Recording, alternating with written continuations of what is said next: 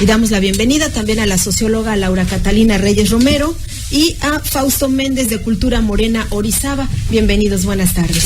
Buenas tardes, Ana María. Pues buenas muchísimas tardes. Gracias por el espacio.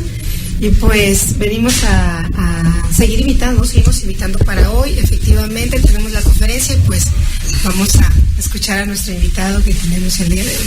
Claro, saludamos también a Fausto Méndez de Cultura Morena Orizaba. Buenas tardes. Buenas tardes, muchas gracias por la invitación.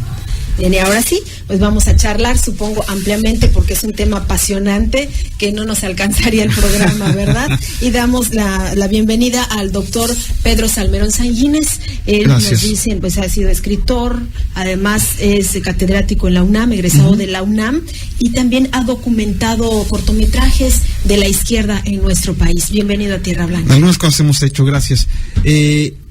Bueno, hoy me invitaron particularmente, o la invitación esta vez aquí en Tierra Blanca es para hablar de Villa y Zapata en el poder.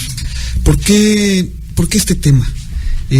Yo acabo de terminar un libro, que es un libro que cierra un ciclo de 3 libros que escribí sobre la Revolución Mexicana, sobre los orígenes de los ejércitos, y en los que me preguntaba, más allá de quién es Pancho Villa, quién es Zapata, quién es Obregón, es quiénes son las gentes que se fueron con ellos y que querían.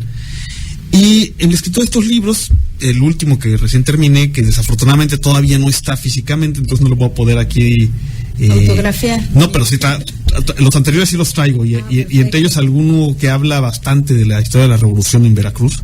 Yo soy veracruzano de nacimiento también, entonces también conozco. ¿Es originario de? De Coatzacoalcos. De Coatzacoalcos. Yo nací en Coatzacoalcos, mi padre trabajó en petróleos pues muchos años, ¿no? Y por eso me tocó nacer ahí en Coatzacoalcos, pero mi familia es de Veracruz, mi padre es de Tuxpan y mi madre de Osulhuama, así que pues soy veracruzano también, ¿no? Claro. Entonces, bueno, decía yo, este libro que recién terminé muestra una serie de cosas que no nos han contado o que no nos cuentan bien en la historia. En la historia nos cuentan de Pancho Villa, o sabemos de Pancho Villa, de sus mujeres, sus pistolas, sus caballos, sus tesoros enterrados que en realidad ni existen, pero bueno. Y eso es lo que sabemos de ellos, ¿no? Y lo que yo quiero contar es qué hicieron cuando tenían el poder. Si realmente en el momento en que pudieron cambiar las cosas, las cambiaron, y qué cosas cambiaron. Y qué significan que el pueblo, que los dirigentes populares estén en el poder. Eso es lo que voy a contar. ¿Qué hicieron realmente cuando pudieron cambiar las cosas? En el breve momento en el que pudieron, porque hay que recordar también, y es algo que contaremos hoy, que en realidad nunca dejan de estar en guerra. En el breve momento en el que las fuerzas zapatistas controlan Morelos, Guerrero, el sur de Puebla, y los villistas controlan Chihuahua, Durango, la comarca lagunera de Coahuila, siguen en guerra contra los enemigos que buscan un modelo distinto del que ellos quieren. Y sin embargo, aunque sigan en guerra, durante un par de años tienen posibilidad de cambiar las cosas a nivel local. ¿Qué es lo que realmente hicieron? Eso es lo que trataremos de contar hoy. Muy interesante. Inicia la revolución un 20 de noviembre, pero ¿cuándo termina? Es lo que nos preguntamos muchos mexicanos. Bueno, y fue convocada para el 20 de noviembre, digamos que va iniciando lentamente. No es algo que empiece así de golpe y porrazo, pero se convoca. Y empieza el 20 de noviembre en algunos pocos puntos del país. Por ejemplo, en Veracruz, el 20 de noviembre, únicamente en Acayucan. En el resto del estado no pasó nada. Empezaron a pasar cosas ya en enero, febrero, marzo de 1911. Pero digamos que fue convocada el 20 de noviembre. La revolución como revolución política, si entendemos que una revolución política busca destruir un régimen político y cambiarlo por otro, termina en agosto de 1914. Ahí todas las instituciones, los partidos, la prensa, las fuerzas del orden que habían construido la dictadura de Porfirio Díaz, ahí desaparecen. En agosto de 1914 es un borrado del mapa, y hay un pacto de lo que queda del antiguo régimen, aunque don Porfirio se había ido del país 3 años antes. Lo que queda del antiguo régimen se rinde y entrega a la revolución lo que le queda. Se disuelve el ejército, se disuelve la marina, han desaparecido. En aquel tiempo había 4 niveles de gobierno y nada más quedan 3. Los 4 niveles de gobierno han sido sustituidos por completo, los 3 poderes de la federación, todo eso desaparece. Entonces, en ese momento, para mí, es el momento en que termina la revolución política. Lo que continúa después, y es el periodo del que más bien vamos a hablar ahora, es una guerra civil. Hay 2 gobiernos distintos, con 2 fuentes de legitimidad, con 2 razones para gobernar, que se enfrentan entre sí porque tienen proyectos distintos. Los carrancistas, que quieren que la revolución sea únicamente una revolución política, es decir, que solamente haya el cambio de régimen que ya se dio, a fin de cuentas, en agosto de 1914, y los zapatistas y los villistas, que lo que quieren es una revolución social, es decir, transformar las estructuras económicas, empezando por el régimen de propiedad. Es decir, destruir la hacienda, y destruirla en serio, y ya. Y de hecho, un poco de eso es de lo que vamos a hablar ahora, qué es lo que hacen realmente.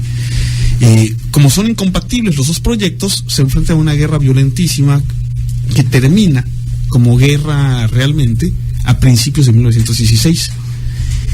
Y después de eso, lo que pasa es que el gobierno de Carranza, los vencedores, no son capaces de hacer recuperar la paz durante 4 años siguientes. Digamos que la paz se recupera de alguna manera, porque en este país nunca ha habido paz.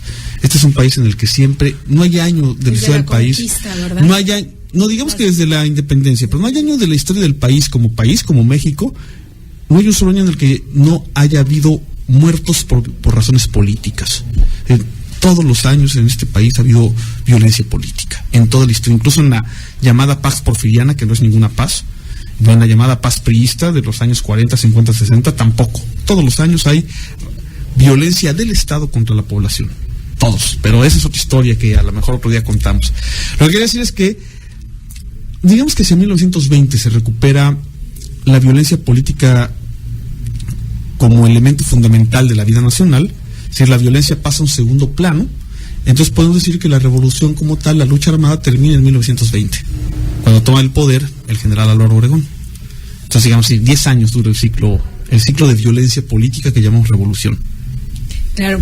En este país, ¿por qué los jóvenes estudiantes siguen tratando de imitar a Zapata? ¿Es necesario que haya un caudillo en este año 2015, 2014, 2015, 100 años después casi? Es necesario que haya una transformación de un régimen político que ya no funciona. El régimen actual no funciona. Si consideramos que un Estado debe garantizar en primer término, como dicen los autores clásicos, los que inventan la palabra Estado, John Locke, Hobbes, Maquiavelo, Bodino, etcétera. Lo primero que un Estado debe garantizar es la seguridad. Nosotros le entregamos al Estado, según dicen los clásicos, a través de un pacto, de un compromiso, de un contrato social. Nosotros le entregamos al Estado una serie de derechos nuestros y le damos dinero nuestro, le pagamos impuestos, para que el Estado nos garantice una serie de cosas. La primera que nos debe garantizar es la seguridad. ¿Sí? Un Estado como este, que es absolutamente incapaz de garantizar la mínima seguridad de sus pobladores, es un Estado que no está cumpliendo con sus compromisos elementales. Y olvidamos los demás, poco a poco se van construyendo derechos, y en México existen derechos sociales, el derecho a la educación, el derecho a la salud, el derecho a la alimentación, y son derechos que el Estado no garantiza. ¿Sí? Entonces, tenemos un Estado que ya no representa a la población, que ya no garantiza los mínimos derechos. Entonces, ¿qué tenemos que hacer ahora en 2015? Cambiar ese Estado. ¿Cómo? Bueno, vamos a buscarle, ¿sí? Pero hay que cambiarlo. Entonces, a través de caudillos, no sé, yo creo que más bien la población debe ir viendo mecanismos de organización y de trabajo, de construcción de cultura política, pero lo que es un hecho es que el Estado actual y el grupo gobernante actual no funciona. No solo no funciona, es catastrófico. Terminamos el año 2014 por poco enterados que estemos, con una tristeza profundísima, ¿no? Hay 2 casos para mí ejemplares de esta ausencia de Estado, que son Tlatlaya, es decir, un caso donde el ejército mexicano, nuestro ejército, ejecuta sin formación de causa, sin juicio, a una serie de personas por el simple hecho de que el ejército decide que son criminales. A lo mejor sí lo eran, ¿sí? A lo mejor sí eran criminales, pero en todos los países civilizados del mundo hay un derecho a juicio, a que se te demuestre que eres criminal, y además en este país no hay pena de muerte. Y eso que pasó en Tlatlaya ha estado pasando en todo el país, todos lo sabemos. La única diferencia de Tlatlaya con lo que ha estado pasando en el país, con los casi 200,000 muertos que llevamos en los últimos 8 años, es que en Tlatlaya hubo testigos y hay testimonios y sabemos exactamente qué pasó. Pero es lo que pasa en todos lados y todos los días. Y el otro caso, por supuesto, es Ayotzinapa o Iguala, donde 43 muchachos por las razones que sean, fueron secuestrados, desaparecidos a la vista del Ejército Nacional también. ¿Sí? Y estos dos casos con los que cierra el año 2014 son muestra de un Estado absolutamente ineficaz e inoperante. Podemos comparar, por ejemplo, con lo que acaba de pasar la semana pasada, la matanza de 12 periodistas de una revista de mal gusto. Para mí es una revista de mal gusto. ¿Cómo reaccionó el presidente de Francia? El presidente de Francia tardó 10 minutos en llamar por teléfono a la redacción del periódico y tardó 25 minutos en llegar personalmente al lugar donde había ocurrido la tragedia. ¿Sí? Enrique Peña Nieto tardó 10 semanas en hablar del tema. ¿Sí? Es decir, no le interesa.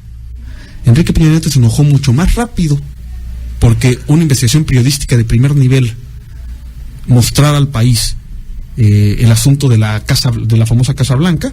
Ahí sí reaccionó de inmediato y enojado, que ante el drama de Tlatlaya y ante el drama de Ayotzinapa, del primero no ha dicho nada, del segundo tardó 10 semanas en hablar. Es un Estado que no está funcionando. ¿Qué tenemos que hacer? Cambiarlo. Entonces también mostraremos hoy cómo en un momento dado el pueblo de México fue capaz de quitarse un Estado que no funcionaba, que no lo representaba, y diseñar otro. También será el tema de hoy. Es muy interesante. Si usted quiere escuchar mucho más, hacer algún planteamiento, ver los libros que trae, estará ahí en la dirección correcta, nos las dará la socióloga Laura Catalina. Sí, la conferencia se va a realizar en la cafetería Dulce, es de una amiguita, Gaby Arano. Está en Nicolás Bravo 602, pasando 16 de septiembre y Constitución.